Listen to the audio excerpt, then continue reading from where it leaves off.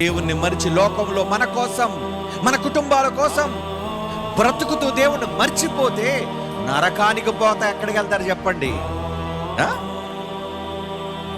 నరకానికి వెళ్ళరా? తప్పు చేస్తే ఈ చట్టం జైలుకు పంపదా? పంపుతుంది. నేరం చేస్తే శిక్ష విధించదా? ప్రపంచంలో ఏ చట్టం, ఏ కోర్టు శిక్ష విధించదు చెప్పండి? ఎనీ లా, ఎనీ కంట్రీ, ఎవరైనా తప్పు చేస్తే నేరానికి శిక్ష విధిస్తారు. దేవుడు కూడా అంతే.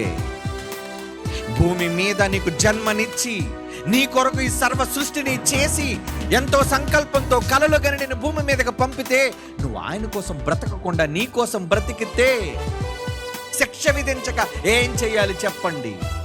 విధించడా శిక్ష? నువ్వెన్ని తప్పులు చేసినా క్షమిస్తాడా?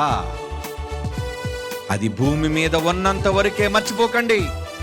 క్షమ అన్నది మనిషి భూమి మీద ఉన్నప్పుడే అప్లికబుల్. కన్ను మూసావా, ఇక నీకు క్షమాపణ లేదు.